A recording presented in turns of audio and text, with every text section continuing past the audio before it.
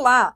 Você que é pregoeiro, sabe lidar com a ausência de declarações por parte do licitante? Quer dizer, quando o licitante não entrega, deixa de entregar algumas declarações exigidas no edital, você sabe quando você precisa excluir aquele licitante ou quando você precisa inabilitar aquele licitante ou ainda permitir que ele participe normalmente, ainda que sem a declaração.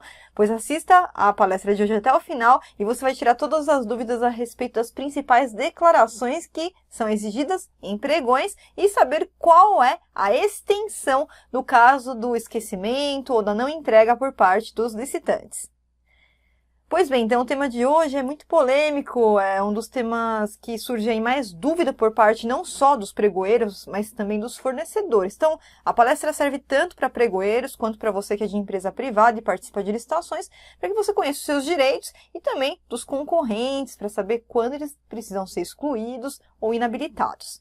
Eu quero começar a palestra falando que declaração, hoje, a declaração que é efetivamente um documento de habilitação é aquela declaração conhecida como declaração de não emprego de menor, que ela consta da Lei 8.666, no artigo 27, inciso 5 da Lei 8.666, mas, na verdade, a base dessa declaração é uma base constitucional, visando proibir trabalho noturno, perigoso, insalubre, a menor de 18 anos. Então, essa declaração, sim, constitui um documento de habilitação que, sendo exigido no instrumento convocatório, precisa ser entregue dentro do envelope de documentos, dentro do envelope de habilitação daquele proponente, se for um pregão presencial.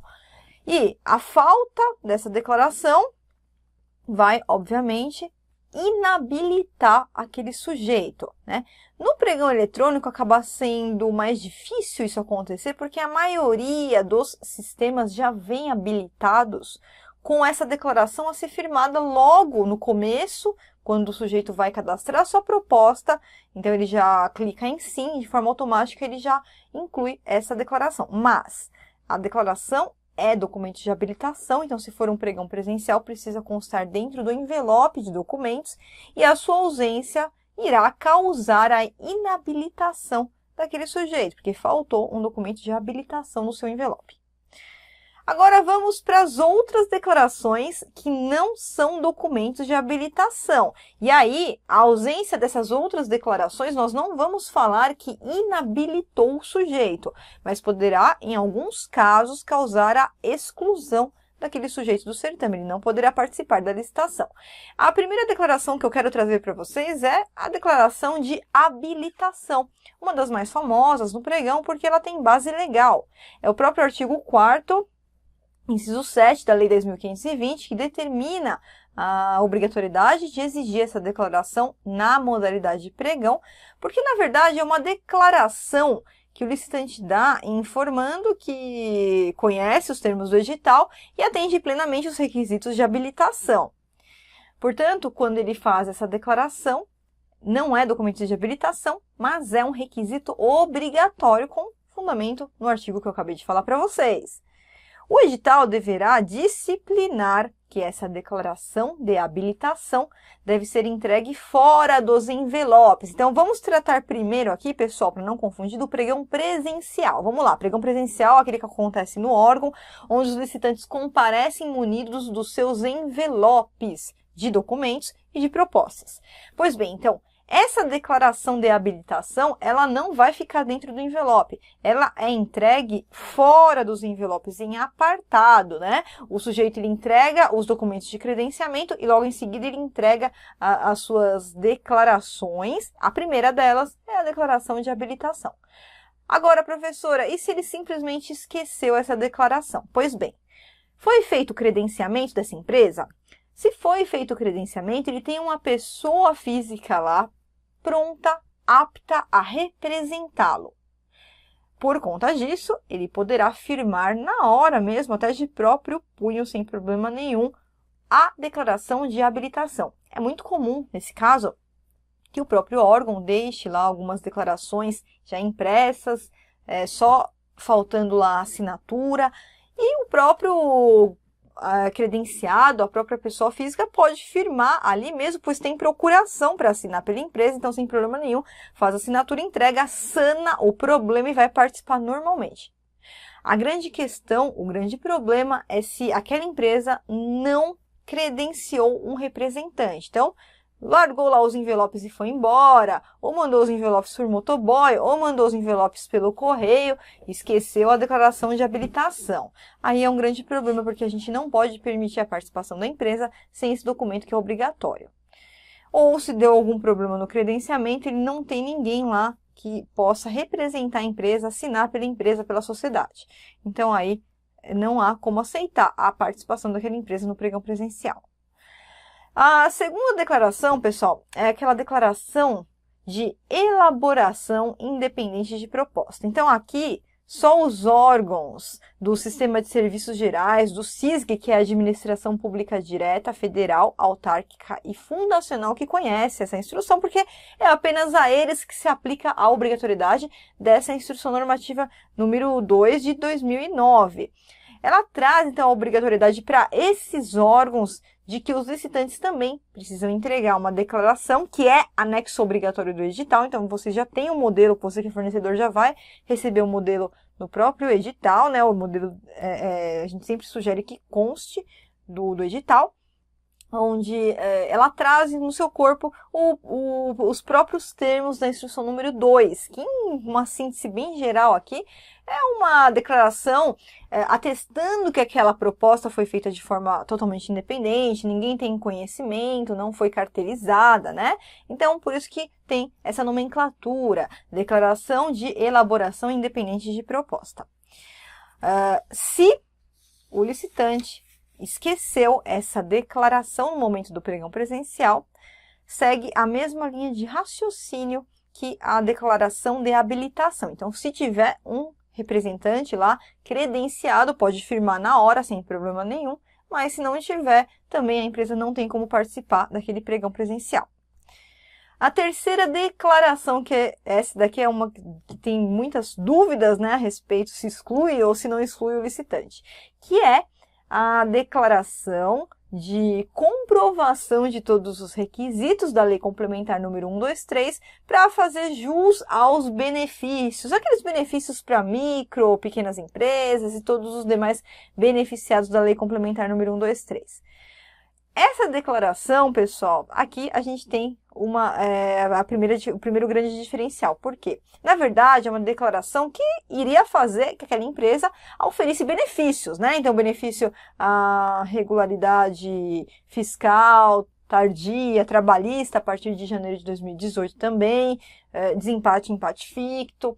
Se a empresa esqueceu e tem uma pessoa lá credenciada, devidamente credenciada, firma na hora e segue o jogo. Agora, se ela não tem uma empresa, uma pessoa credenciada lá para representá-la, ela não vai ser excluída daquela licitação. A empresa vai participar normalmente da licitação, porém, sem os benefícios. Então, ela participa como se fosse uma grande empresa. Ela não vai ter direito ao desempate ficto, a nenhum dos benefícios lá constantes da Lei Complementar número 123 de 2006. Agora vamos para o pregão eletrônico, pessoal. Então, no pregão presencial ficou claro, a gente trouxe aqui as principais declarações, mas no pregão eletrônico a coisa muda um pouquinho. Por quê? Geralmente, os sistemas eles já vêm adaptados com essas declarações que devem ser firmadas, tudo de modo eletrônico, automático, no sistema, no momento que o licitante vai cadastrar sua proposta. Então, ele vai entrar antes, né, da data prevista para a abertura da sessão, vai cadastrar sua proposta e vai firmar todas as declarações. Ocorre que o sistema compras governamentais, atualmente, ele é bem completo. Então, ele já tem lá, atualmente, ele já conta lá com várias declarações. Por exemplo, a declaração de micro ou pequena empresa. Aí, o fornecedor só vai clicar em sim ou não, se for, ME ou EPP, ou se não for, né?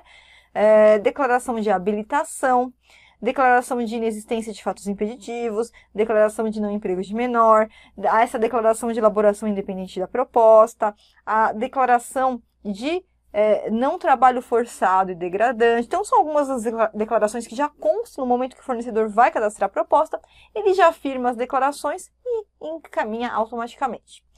Se o sistema que vai ser utilizado para ocorrer o pregão eletrônico for um outro sistema que não tem todas as declarações necessárias, o que o edital precisa prever e o pregoeiro tem que se adequar com essas regras, né? Já tudo constando do instrumento convocatório.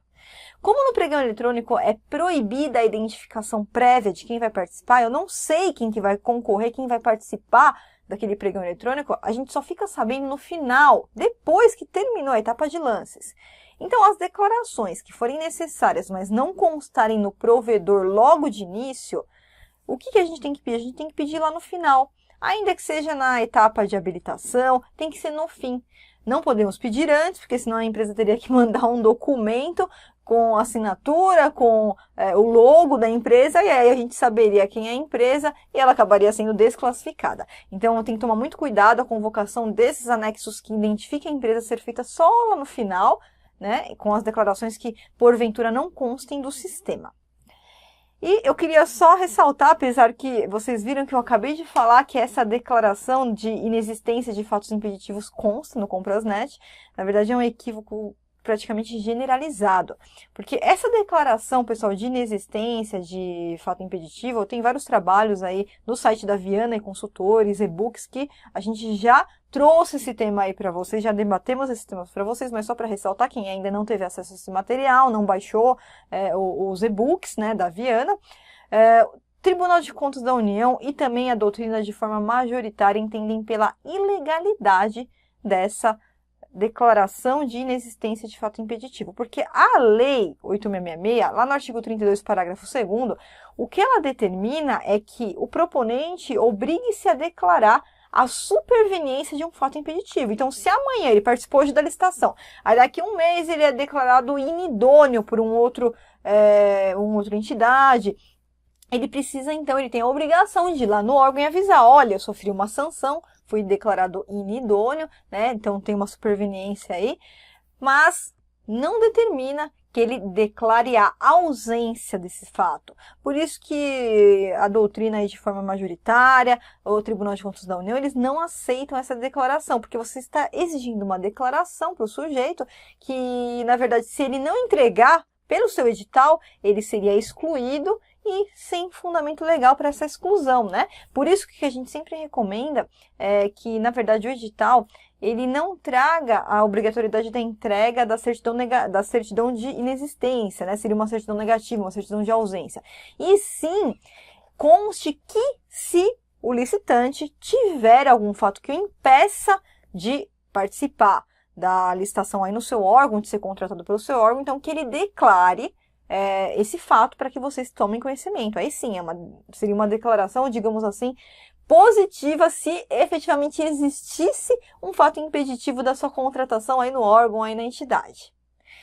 Bom, agora, pessoal, se você quiser realmente se aprofundar no tema de documentos, nós temos um curso à distância denominado Documentos de Habilitação, onde a gente vai tratar documento por documento, de forma bem detalhada, qual documentação que você precisa exigir para fins de licitação, qual documentação você não pode deixar de exigir para fins de habilitação em licitações, para fins de habilitação também em contratação direta, qual que é o mínimo que eu tenho que exigir, qual documentação que eu posso ter mais flexibilidade, deixar de exigir. Então, para se profissionalizar, para se aprofundar nesses estudos, você pode entrar no nosso site www.vianaconsultores.com.br e já faz a primeira aula do curso EAD de documentos de habilitação. Todas as primeiras aulas estão disponíveis gratuitamente.